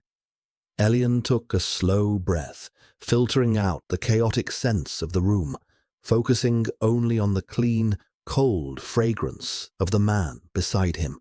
He was the North Star in this dizzying constellation. He lifted his chin, his expression serene, his eyes distant. He was not here. He was an archivist in a quiet room, observing a curious historical document. He was untouchable. They moved through the crowd, Kaelin nodding to acquaintances, his face a mask of polite indifference. Elian felt the stares, the mix of curiosity, envy, and contempt. He was being assessed, judged, his value calculated as an extension of Kaelin's own. He was a symbol of a shift in the city's power dynamics, and everyone in the room knew it. Then he saw him. Across the room, holding court near the champagne fountain, was a man with silver-streaked hair and a smile that did not reach his cold, dark eyes. He was surrounded by his own coterie of powerful alphas. His scent reached Elian even from a distance, a heavy, cloying fragrance of aged whiskey, cigar smoke, and something else, something metallic and unpleasant, like old blood. Lorenzo Moretti. As if sensing their gaze, Moretti looked up. His eyes met Kaelin's across the crowded room, a silent acknowledgement of the war that existed just beneath the civilized veneer of the party. Then Moretti's gaze slid to Elian. It lingered, his eyes raking over Elian from head to toe, a look that was both dismissive and grossly covetous. It was the look of a man assessing a piece of property he intended to acquire. Moretti smiled, a thin, predatory slash, and began to make his way through the crowd toward them. "Show time," Kaelin breathed, his hand tightening almost imperceptibly on Elian's back. Elian's heart hammered against his ribs, but he forced his expression to remain placid. He was the lure. He had to be perfect. Moretti reached them, his entourage forming a loose, intimidating circle around them. "Vance," Moretti said, his voice a gravelly baritone, "I almost didn't recognize you. You seem distracted." His eyes flickered to Elian again. "And you are?" he asked, addressing Elian directly, a deliberate breach of etiquette. It was a power play, an attempt to treat Kaelin's companion as an independent entity to be poached. Elian opened his mouth to give the polite, neutral response he had rehearsed, but Kaelin answered for him. "He is with me," Kaelin said, his voice flat and cold, leaving no room for argument. The unspoken words hung in the air. "He is mine." Moretti's smile widened. "Of course, a man of your stature deserves a bit of beauty on his arm. But be careful, Vance. Beautiful things can be so fragile." It was a threat, veiled in a thin layer of civility. The air crackled with tension. The alphas in Moretti's circle shifted, their own sense rising in a wave of aggression. Kaelin remained perfectly still, his own scent a blade of ice cutting through the cloying musk. Elian felt a tremor of fear run through him, and he knew his scent was wavering, the sweet note of freesia sharpening with panic. This was the moment. This was the test. He had to regain control. He took a slow, deliberate breath. He remembered Kaelin's words, "Use it." He let his scent shift, not trying to hide the fear, but to transform it. He softened the edges, smoothed it out, layering it with a feigned, delicate innocence. He projected an aura of a pampered, naive Omega, slightly overwhelmed by the powerful alphas around him. He subtly leaned closer to Kalen, a silent, instinctual gesture of seeking protection. He lowered his gaze, his eyelashes brushing against his cheeks. It was a perfect performance of the role Moretti expected him to play, the weak, frightened prize. He felt Kalen's hand on his back relax slightly, a minute signal of approval. He had done it. He had played his part. Moretti saw the gesture and chuckled, a low, ugly sound. He had taken the bait. He saw Elian's performance not as a strategy, but as a genuine weakness. He saw Kalen Vance, the city's most ruthless alpha, encumbered by a trembling Omega. He saw an opportunity. "Enjoy the party, Vance," Moretti said, his eyes still on Elian. "And try not to lose anything valuable." He turned and walked away, his men following in his wake. The confrontation was over. The first move in the final battle had been made. Kalen guided Elian toward a quieter alcove, away from the prying eyes of the crowd. "Well done," he said, his voice a low murmur against Elian's ear. Elian felt a wave of relief so profound it almost made him dizzy. He had not broken. He had not failed. But the night was far from over.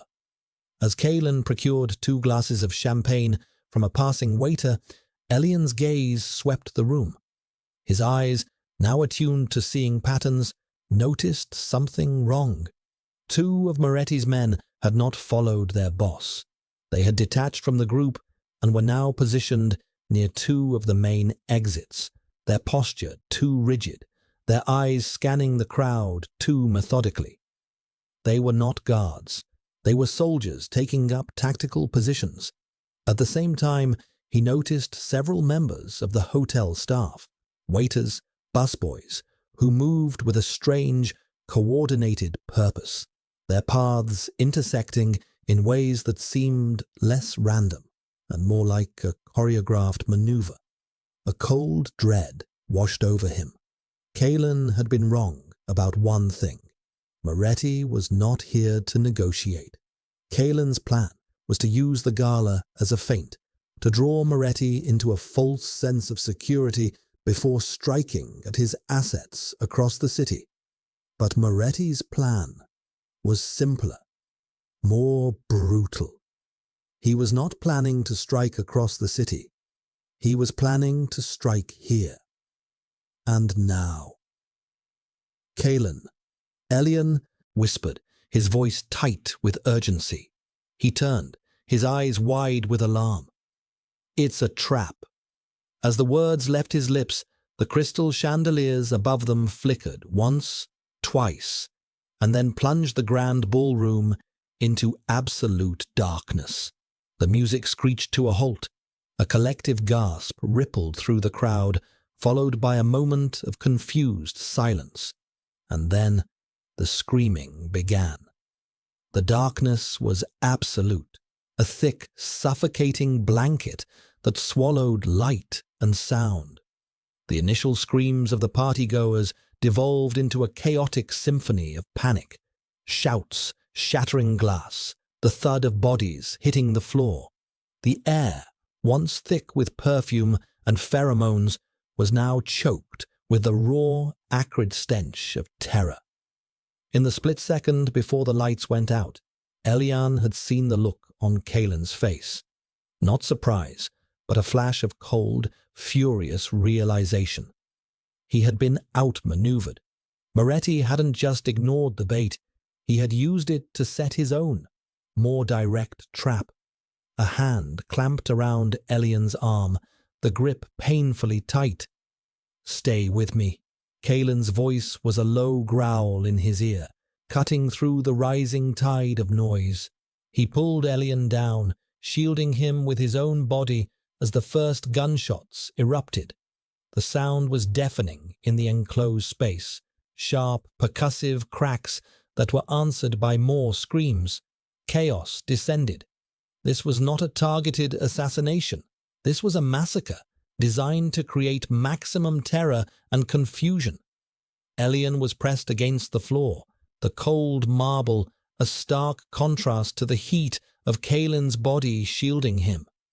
His mind, which had been so clear and analytical just moments before, was now a white-hot scream of pure primal fear. His carefully constructed control shattered. His scent exploded from him, a frantic, desperate beacon of freesia and ozone, broadcasting his terror to anyone with the senses to perceive it. Kalen's own scent was a raging storm of cold fury, a protective, dominant wave that fought to push back against the chaos. He was a shield, not just physically, but pheromonally, trying to cloak Elian's panic in his own rage. "My men are moving to secure the perimeter," Kalen said, his voice steady despite the bedlam. "We need to get to the East Service corridor. It leads to a reinforced exit." He was already thinking tactically, his mind cutting through the panic like a diamond through glass. He shifted, pulling a small, heavy pistol from an ankle holster. The metallic click as he chambered around was a small, deadly sound in the cacophony. He pushed Elian behind him. "Stay low. Do not leave my shadow." They began to move, a slow, desperate crawl through a landscape of overturned tables and terrified, whimpering bodies. The darkness was disorienting, punctuated by the bright, strobing flashes of muzzle fire. In those brief, terrifying illuminations, Elian saw glimpses of the horror. Moretti's men, identifiable by their red armbands, moving systematically through the crowd, firing indiscriminately. And Kalen's men, caught off guard, fighting back from behind pillars and overturned furniture. It was a close-quarters bloodbath. They reached the edge of the room, near a wall draped in heavy velvet curtains. Kalen paused, listening intently. Elian could hear the harsh, ragged sound of his own breathing, the frantic drumming of his heart. He was a liability. His fear was a scent flare, a weakness Kalen had to drag through a war zone. The shame was a bitter taste in his mouth. A figure loomed out of the darkness in front of them. Elian saw the glint of a red armband in a flash of gunfire from across the room. The man raised his weapon. Kalen moved faster than Elian thought possible. He fired twice, the sound of his pistol, a flat, controlled bark. The man grunted and fell, his body hitting the floor with a heavy, final thud. Kalen didn't hesitate. He grabbed Elian's arm and pulled him forward past the dead man toward the curtain. "The corridor is just behind this," he hissed. He ripped the curtain aside, revealing a small, unmarked door. It was locked. Kalen didn't waste time with the handle. He delivered a single, powerful kick next to the lock, splintering the wood and sending the door flying inward. He shoved Elian through the opening into the relative quiet of the service corridor. The corridor was narrow, lit by a single, flickering emergency light that cast long, dancing shadows. The sounds of the massacre in the ballroom were slightly muffled here, but no less terrifying. Kalen slammed the door shut behind them, plunging them into near darkness again. He leaned against it, breathing heavily. A dark stain was spreading across the sleeve of his pristine tuxedo jacket. "You're hurt," Elian whispered, his voice trembling. Kalen glanced down at his arm as if it were a minor inconvenience. "A graze. It will not slow me down." He looked at Elian, his pale eyes intense in the dim light. "Did I not tell you, Archivist, the world is chaos. Tonight, the chaos came visiting." He pushed off the door and started down the corridor. "Come, we are still not safe." They moved quickly, their footsteps echoing in the narrow space. The corridor twisted and turned, a labyrinth of concrete and exposed pipes. After 100 yards, they came to a heavy steel fire door. This was the exit Kalen had spoken of. He pushed on the bar, but it didn't budge. He pushed again, with his full weight. Nothing. "It's been blocked from the outside," he snarled, a rare flicker of frustration crossing his face. Moretti's trap was more thorough than he had anticipated. They were boxed in. A noise from behind them made them both freeze. Footsteps, running, coming their way. Moretti's men were clearing the building, and they were in the only escape route. Kalen swore under his breath. He turned, raising his pistol, and pushed Elian behind him again. "There's a storage closet 50 feet back," he said, his voice low and urgent. "Get in. Bar the door. Do not make a sound, no matter what you hear." "What about you?" Elian asked, his heart seizing with a new, unfamiliar kind of fear. It was not just fear for himself. "I will create a diversion," Kalen said, his tone leaving no room for argument. "Go. Now." Elian hesitated for a single, fatal second. In that second, 2 of Moretti's men rounded the corner at the far end of the corridor. They saw Kalen and raised their weapons. Kalen fired, dropping the first man, but the second returned fire, a spray of bullets that ricocheted off the concrete walls with angry, whining sounds. Kalen cried out, a sharp, guttural sound of pain, and staggered back, clutching his side. His pistol fell from his numb fingers, clattering on the floor. He slid down the wall, leaving a smear of blood, his face pale and tight with agony. The remaining gunman advanced, his weapon trained on the downed Alpha. Elian's world narrowed to that single image. Kalen, bleeding on the floor, defenseless. The man who had taken his life, who had imprisoned him, who had tormented and reshaped him, was about to be executed, and something inside Elian snapped. The years of suppression, the weeks of torturous training, the terror of the last hour, it all coalesced into a single point of white-hot, incandescent rage. His fear did not vanish. It transformed. It became fuel. Kalen's voice echoed in his mind. Use it as a weapon. His scent, which had been a chaotic storm of terror, suddenly changed. It condensed, sharpened, becoming something new and terrifying. The sweet freesia notes became cloying, sickly, a dizzying perfume. The clean ozone scent became a high, sharp frequency of pure, weaponized distress. An Omega's ultimate cry for help that was designed to bypass an Alpha's rational thought and trigger a primal, protective insanity. It was a scent that screamed, "Mine is being killed." The gunman, who was still 20 feet away, faltered. His head snapped up, his nostrils flaring. He was an Alpha. He could not ignore the signal. His brain was being flooded with a biological imperative he could not fight.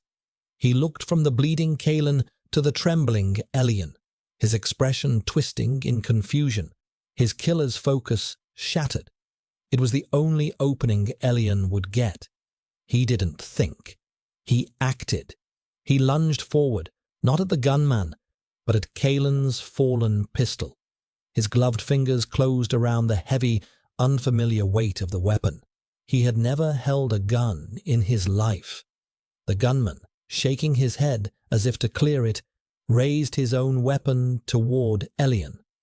Elian lifted the pistol with both hands, the way he had seen in films, and pulled the trigger. The sound was immense, a deafening roar that filled the corridor. The recoil slammed his arms back, but he held on. He didn't know where the bullet went. He didn't care. He pulled the trigger again and again. The gunman staggered back, a look of pure shock on his face. A red flower bloomed on his chest. He fell to his knees, then pitched forward onto the concrete floor, silent and still. A profound, ringing silence descended on the corridor. Elian stood over the body, the heavy pistol still clutched in his hands, smoke curling from its barrel.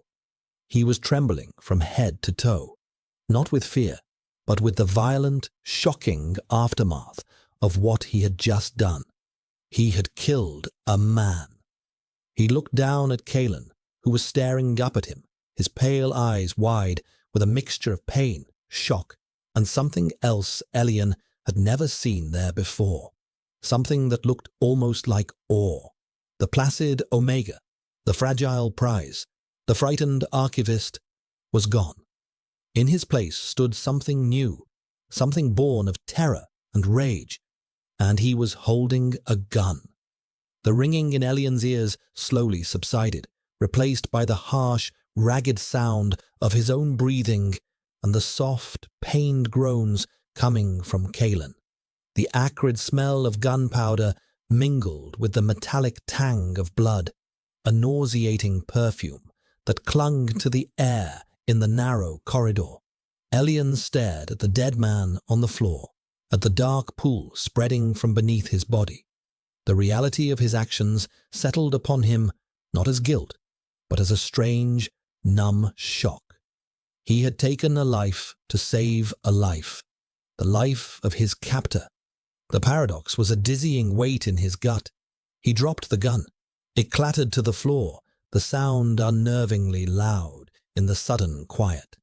His hands, still sheathed in their black leather gloves, trembled uncontrollably. He looked at Kalen, who was now struggling to sit up, his back pressed against the blood-smeared wall. His face was a mask of pain, his breath coming in shallow, sharp gasps. The bullet had taken him in the side, just below the ribs. It was a bad hit. "We have to move," Kalen grunted, his voice strained. "Moretti's men will have heard the shots." Elian's paralysis broke.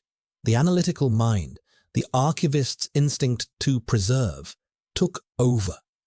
Kalen was no longer the all-powerful alpha, the untouchable crime lord. He was a wounded man, a valuable asset that was damaged and in need of stabilization. He knelt beside Kalen, his movements clumsy but purposeful. "Let me see." Kalen flinched as Elian's hands, hesitant at first, moved to unbutton his ruined tuxedo jacket and the blood-soaked shirt beneath. The wound was ugly, bleeding sluggishly but steadily. It needed pressure. It needed a doctor. It needed more than Elian could provide here, in this bloody corridor. "It's deep," Elian said, his voice surprisingly calm. He tore a strip of fabric from the hem of Kalen's expensive shirt and pressed it firmly against the wound. Kalen hissed in pain, his body going rigid.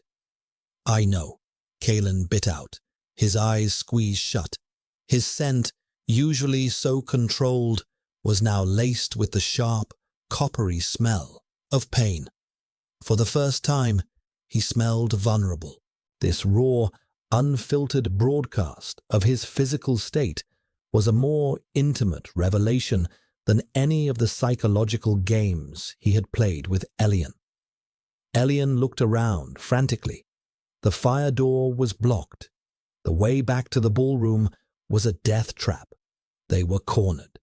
His eyes fell on the storage closet Kalen had mentioned. It was their only option. "Can you stand?" Elian asked. Kalen opened his eyes, his pale gaze locking with Elian's. He gave a grim, humorless smile. "I have to." With Elian's help, Kalen struggled to his feet, leaning heavily on him. The alpha, who had been a towering, intimidating presence, now felt fragile, his weight a heavy burden. Elian wrapped Kalen's good arm around his own shoulders and half-dragged, half-carried him the 50 feet to the small metal door of the storage closet. It was unlocked. He guided Kalen inside, into the pitch-black, musty-smelling space, and gently lowered him to the floor.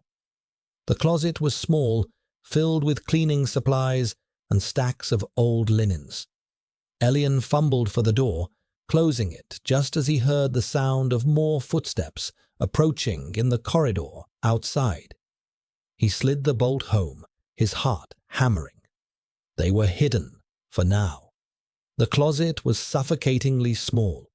They were pressed together in the darkness, Kalen's labored breathing and the scent of his blood filling the tiny space.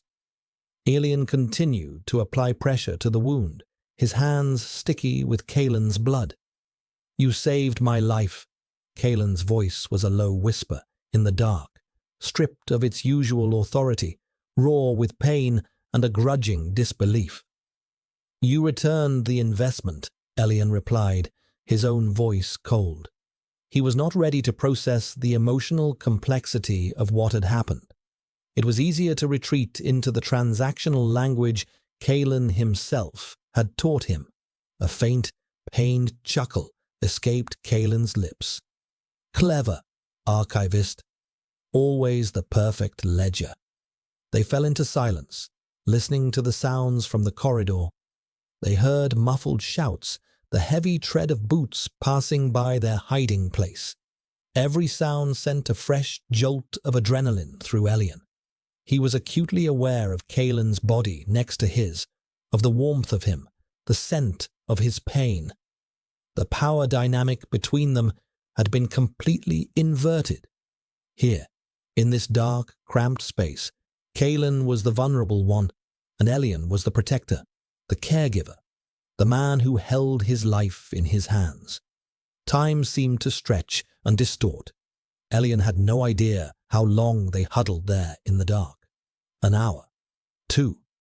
The sounds from outside eventually faded, replaced by an eerie silence. Kalen's breathing grew more shallow, and a feverish heat began to radiate from his skin. He was losing too much blood. "They're gone," Elian whispered, his voice hoarse. "I think they're gone." "Moretti is not a fool," Kalen breathed, his voice weaker now. "He will have left sentries. He knows I did not leave the building." "We can't stay here," Elian stated. "You need a doctor." "My private physician. Penthouse," Kalen managed, his words slurring slightly. The penthouse. It was a fortress. It was safety. But it was miles away, across a city that was now a war zone. Getting there seemed impossible, but Elian's mind was already working, his thoughts sharp and clear, honed by weeks of Kalen's own training. He was no longer the frightened Omega. He was a strategist. "The hotel's laundry chutes," he said suddenly, the memory surfacing from the blueprints he had once idly studied on a datapad. "They run from every floor down to the sub-level basement. From there, we can get to the service tunnels that connect to the city's old subway lines." Kalen was silent for a moment. Then, another weak chuckle. "You studied the building's schematics." "You told me to look for patterns," Elian said simply, "and to understand the structure beneath the chaos." He felt Kalen's head loll against his shoulder, a dead weight. The alpha was fading. The decision was made. Elian unbolted the door and peered out into the empty corridor. It was clear. He gently shook Kalen. "We have to go. Now." Getting Kalen out of the closet and down the corridor to the laundry room was a Herculean effort. Kalen was barely conscious, a dead weight that Elian had to support. By the time they reached the laundry room, Elian was sweating, his muscles screaming in protest. The room was empty. He found the large stainless steel chute, its door gaping open like a hungry mouth. It was a terrifyingly small, dark hole that promised a blind, tumbling fall into the depths of the building. But it was their only way out. He positioned Kalen at the edge of the chute. The alpha was barely lucid, his eyes half closed. "Kalen," Elian said, his voice sharp, trying to cut through the fog of pain. "Kalen, listen to me." Kalen's eyes flickered open, focusing on Elian with difficulty. "Archivist," he breathed. Elian leaned in close, his face inches from Kalen's. He made his voice as firm, as commanding as he could. "I am going to get you out of here, but you have to trust me. Do you understand?" For a long moment, Kalen just stared at him. The crime lord, the master of control, was being asked to surrender his fate completely into the hands of his captive. He gave a slow, almost imperceptible nod. It was enough. Elian took a deep breath. He pushed Kalen into the chute. Then, without a moment's hesitation, he climbed in after him, pulling the door shut behind them as they plunged into the darkness together. It was a fall, a surrender, a baptism in chaos, and in the heart of it, the only thing that mattered was the wounded man in his arms.